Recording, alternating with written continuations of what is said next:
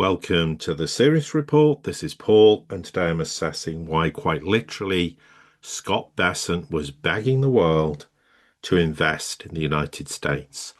This shows the precarious nature of the US economy, its financial system, and why ultimately the tariff policy debacle that they viewed as dragging the world to heel is blown up spectacularly in their face. And as a consequence, they are literally having this sales pitch of saying, America's a great country. It always has been. You must invest here. Now, this relates to a presentation that Bessent made at the Milken Institute, where he talked about Trump has no shortage of critics in establishment circles. Apparently, he proved them wrong in his first term. No, he didn't. And he's proving them wrong again today. No, he's absolutely doing the opposite. All this talk, of course, of we're going to usher in this new golden age for the United States, because apparently a golden age America, according to Bessent, deserves a golden age economy. And therefore, the last 100 days, we've been preparing the country for that very purpose. Well, frankly, when you look at what the United States has done in the last 100 days with regards to tariff policy, it's upended markets, it's caused huge problems in the US Treasury market, it's caused a flight of capital out the United States into alternative markets. It's done everything to do the exact opposite to what the United States needs. It's weakened the dollar. It's also promoted de-dollarization. So Bessent can sit there and talk about how we've uprooted government waste and harmful regulations. Well, they've removed some waste, but it's a drop in the ocean compared to what they claimed they would do so. And yes, some regulations have been removed, but the risk is they're going to remove regulations in the financial system, which will cause mayhem. I mean, it's akin to what happened during the era of Reaganomics, which ultimately caused things like 2008 to happen, caused the dot-com bubble to burst, etc., etc. I mean, in terms of planting seeds of private investment, well, we can all make those bold statements, but the reality is it's chicken feed. And all this tax legislation, no indication whatsoever of who's paying for this, because you're going to have less tax receipts, you're going to increase the budget deficit. Who's going to pay for this budget deficit? I mean, bearing in mind interest rates are elevated, despite the Trump administration's bold claims they were going to slash interest rates because the Fed was going to slash interest rates. The Fed's not going to do so because the risk of inflation remains, and inflation's growing. And Bessent's comments remind me of just this very bizarre hubris, the attitude that exists still in pockets of the United States, who sits there and goes, we have the world's reserve currency. We have the deepest and most liquid markets. Well, that is absolutely not true. The equity markets are paper thin. The US Treasury markets are paper thin. The last 4 or 5 years have demonstrated that clearly. Apparently, they have the strongest property rights in the world. So if this were all true, then why is he getting the begging bowl out, trying to make all these grandiose statements about what the US is to invest there? That would be the first port of call for everybody to want to invest there. So why does he have to tell us the United States is the premier destination for investment and international capital? And by the way, we're going to make it more appealing for investors to participate in these markets. Meanwhile, of course, anyone we don't agree with will sanction them, will weaponize the dollar, we'll put tariffs on you, which potentially means you could have investment in our country, you could invest in internationally, but we might screw you over in the process because we're hell-bent on getting the world to heel and forcing them to acquiesce to our demands on the basis of tariffs, which of course has failed to materialize. So yes, apparently it's all about trade. but it's trade on our terms, meaning you have to import far more than you currently do, and you have to reduce your exports. And in fact, we don't want you to export to us anymore. We want you to build factories in the United States.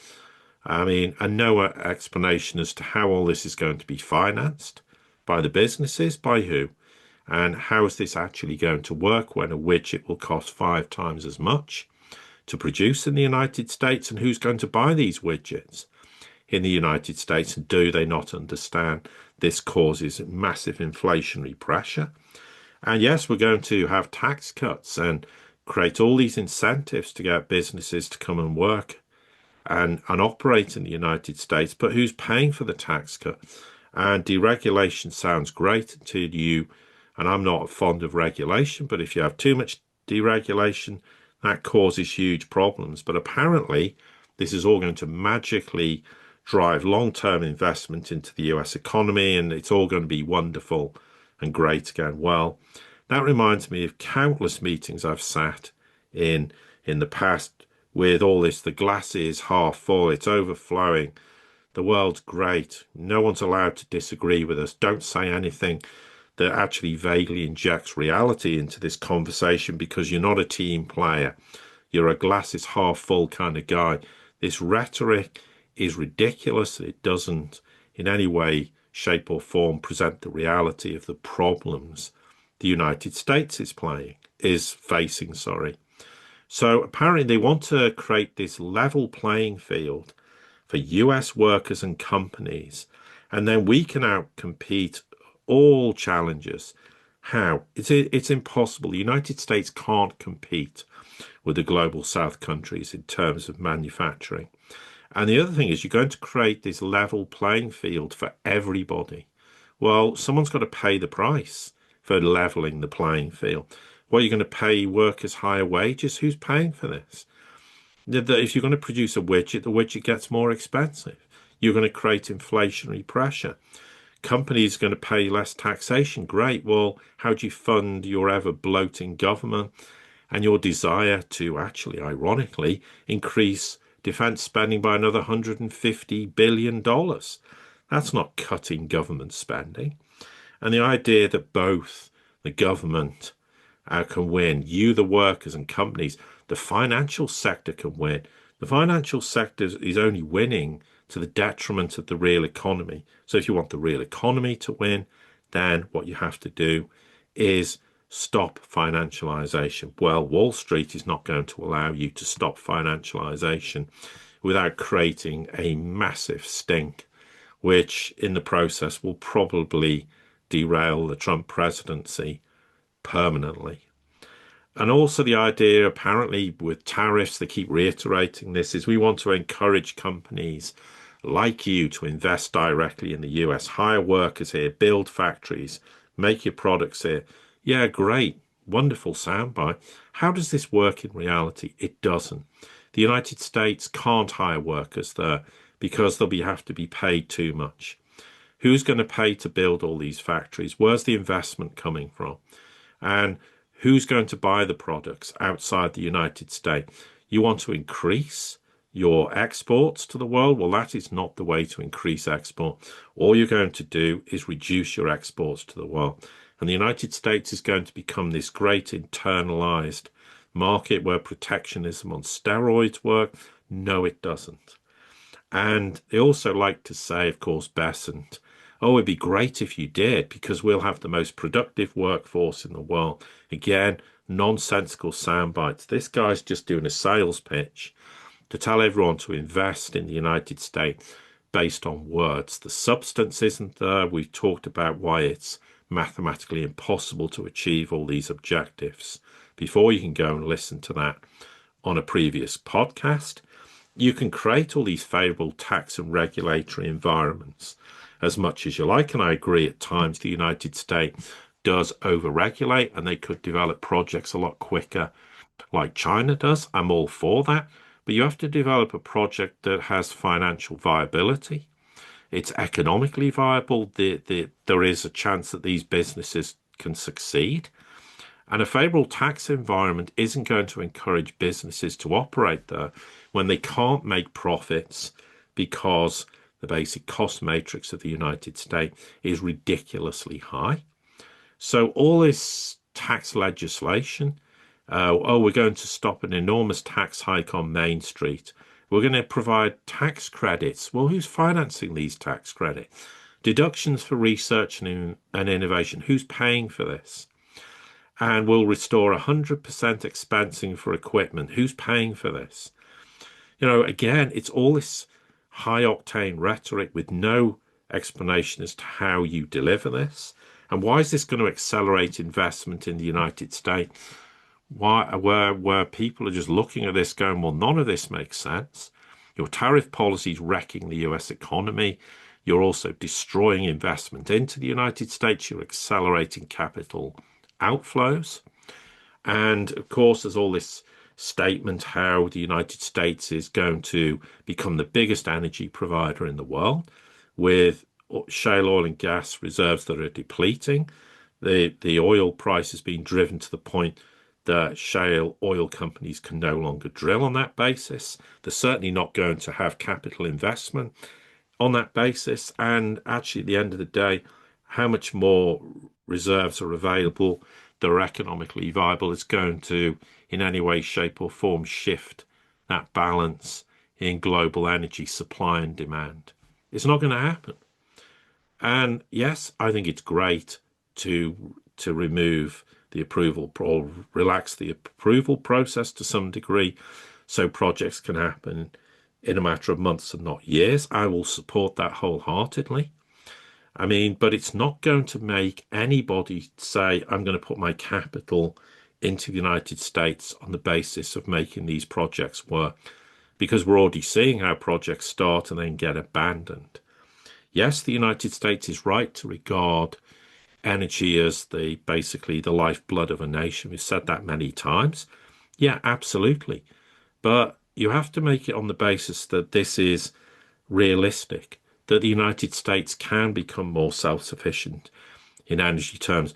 Why is it the United States actually exports huge amounts of its energy to the rest of the world and has to import enormous amounts of oil? It needs heavy oil. Why? Because it needs it for diesel. It needs it for jet fuel. It needs it for bunker fuel. And therefore that is just inescapable fact that Bessent's comments in the Trump administration is just pretending doesn't exist.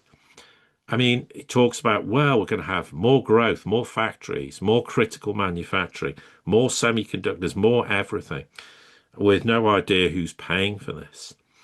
And all these claims that there's been trillions pledged to invest in the US economy. Where's these signed deals? Again, it's just words. And of course, I think what's absolutely fitting is when he talks about the 40 years he spent in asset management and saying never bet against America, and then talks about how Warren Buffett coined the phrase, and he's been this lodestar as long as he's been in the game, or it's been his lodestar. Never bet against America captured a time-tested truth. The US economy apparently is unstoppable. Well, Bessent, I'd like to refer you to comments made by Buffett at the Berkshire Hathaway's 60th annual shareholder meeting, where he criticized US fiscal behavior, called it alarming, questioned the long-term health of the dollar, reckless government spending, rising deficits, and said a currency's value can be a scary thing, especially when governments act without restraint.